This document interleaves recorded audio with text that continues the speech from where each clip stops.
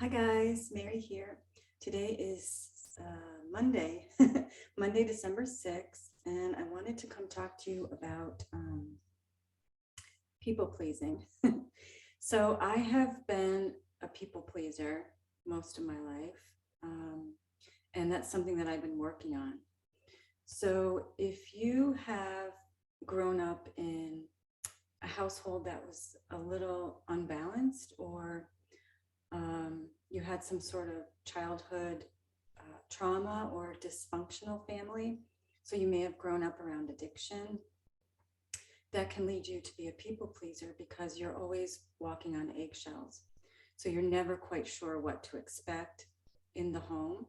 And as a protective mechanism, you develop this ability to people please and try to keep things on an even keel. And then if you don't deal with that, you take that with you into your adulthood. And you may find that you're a people pleaser and that you need external validation to make you feel worthy. So I've been working on this most of this year. I thought it was something I had all figured out, but it's like an onion, and there's so many layers to peel back all of this old programming and old belief systems and patterns of behavior. So it's not something that you can just say, okay, I'm not going to be a people pleaser anymore. I'm gonna oh, is my microphone? Sorry, I've been having problems with my microphone. Yeah, it's on. Sorry, I hope that you guys heard that.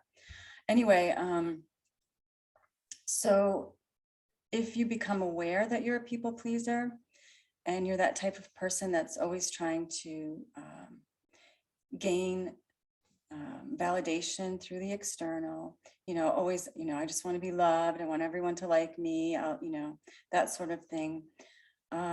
Just kind of be aware of it and stop it in its tracks. So the more you're aware of it, you can in real time, in the moment, just say, hey, wait a minute. Why am I making this decision? Is this for my highest good, or is this about pleasing someone else? So I'll give you an example. I always use personal examples because that's just what I know best. So I moved back to the States from the Caribbean, and my very well-meaning family, not all of them, but a few of them who are very in the 3D matrix, were concerned for me, the old programming I grew up with was to get a good job, have a nice house, all that stuff about security, the stuff that we were taught that we needed to do.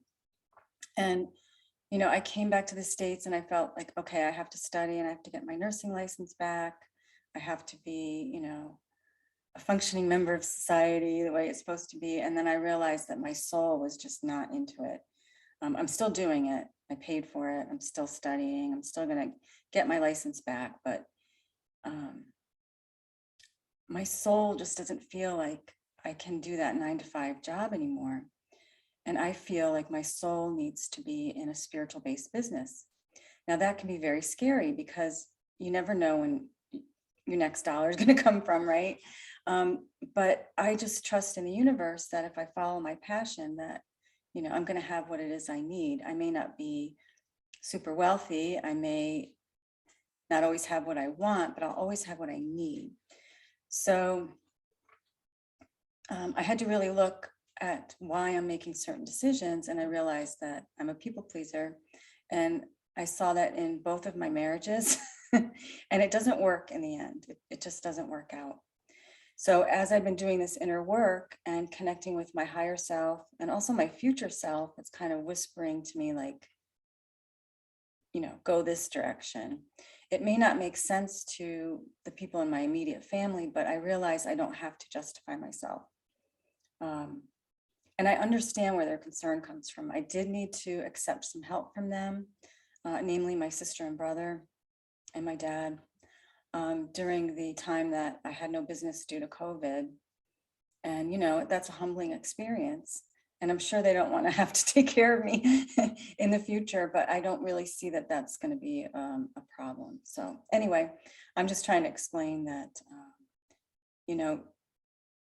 be mindful if you're a people pleaser or not. And for many of you, that happens in families of addiction, alcoholism, drug addiction, anywhere where a parent or an older sibling, aunt, uncle, anyone in your family change their behavior dramatically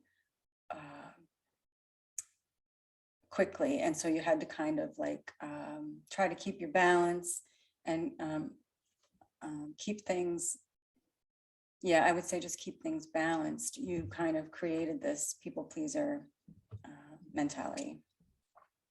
So I hope this helps someone out there. This is what I'm going through, and I've done some readings lately over the weekend that was kind of a main theme. So I feel like Spirit wanted me to discuss that. So let's just pull some cards. We'll just pull some cards for today. Oops, I want to thank you for coming back to my channel. I want to thank you for supporting me through this year. Thank you for all your support, helping me through all of the big changes in my life. I hope that I'm supporting you through your big changes. And if you're new to my channel, I'm a intuitive. I try to help people with the awakening process, the ascension, and I do healing work and things of that nature. So thanks for joining me. Please subscribe and hit the like button. It helps with the algorithm, I guess. Okay. Who do we have here? Okay, so the first card up is Be of Service. So this card comes up when Spirit wants us to get out of our own heads, get out of our own victim mentality, and we can do that by helping others. So this is a good time of year to be of service, the holiday season, to help others, maybe with a food drive, food pantry, gifts for families in need. This can be a beautiful season, but also a very difficult season for some families, especially this year. So that really helps you to get out of your own head and be of service. And that also helps to bring in gratitude into your life. And when we bring in gratitude for what it is that we have, we're a magnet for more of that. So we also have the Truth card. Truth. So this is the coqui frog, native of Puerto Rico, extremely small, little tiny frog with a very loud voice. So the coqui frog is speaking their truth. So I know many of you who are people pleasers have a fear of speaking your truth because you're afraid it's going to rock the boat. But we're being asked to create boundaries for ourselves and speak our truth, doing so with love in a graceful way, in order to honor ourselves, honor our own divine mastery, honor our truth of who we are, and just being who you are. I'm out of the closet. I came into this neighborhood just saying I do spiritual readings. I'm an intuitive, I'm a healer. I just walked right in here like that, which I've never done before. I've always kind of kept it hidden, but now I'm just right out in the open. I don't care. Take it or leave it. Okay, so I think Spirit is wanting us to step up and live our truth. And then we have the Dolphin card. So this is about, first of all, when I see this, I think about having fun. And I know a lot of you out there have been really doing a lot of inner work, working on yourselves, doing a lot of physical work, working on your jobs, taking care of elderly parents, children. And it's a stressful time, and Spirit wants us to have more fun. And when you have more fun, that's when you feel that joy, emotion, which is a very high vibration. So during these times of difficulty, and it's not difficult for everyone. I really feel like I live in 5D most of the time. It's a consciousness. So if you bring in like playfulness, go play with your kids, play in a swing set, go down a slide. If there's snow where you live, build a snowman.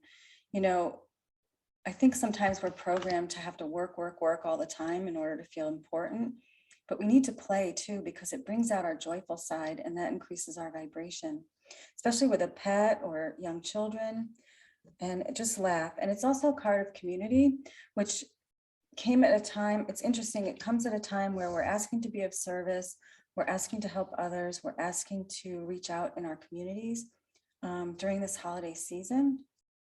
And I've noticed that, one thing, our apartment complex here is having, little festivities that I'm not used to. It's really cool. They're having like a little happy hour and a gingerbread making thing. And so it's kind of fun. And it feels like it brings this little community together. And that's what this time is all about, I believe. Communities helping each other. Because if you've noticed that we've had some natural disasters, volcanoes, earthquakes, floods, and you'll see that this is bringing communities together. And I remember telling people to have extra water and food on hand, about 2 weeks worth of supplies in case there's a disaster. I got myself like a little camping stove. And I don't think there's like one huge disaster coming. I think that there's little small localized things going on where you need to be prepared, but it's bringing communities together. It's all for a higher purpose. So if we're aware of that, it can really help us during these times of, difficulty that are bringing down. I talked about in the past how certain systems are being brought down, and this can be scary. But if you know what's going on and you're aware of the bigger picture, then it makes it a lot easier. I hope that makes sense. So try to get in your communities, meet your neighbors. I know my neighbors next door and across the hall from me. I know my downstairs neighbor. I've met some of the dog walkers, but you may need to depend on them and they may need to depend on you. Okay, so let's see what else we have here from Spirit. Heavenly angels, please show us guidance. And we have fire, dragons, and strength. So you may need your strength this coming week or in the coming weeks. It takes courage to get out of your comfort zone. It takes courage to let go of old patterns and things that no longer serve you. And I feel like in 2021, that's what this has all been about. That's been a major theme. And going into 2022, I think well, for me, I can only speak about me individually, but many of my clients as well are going through a huge transformation and change. And that can take courage. And it can take courage to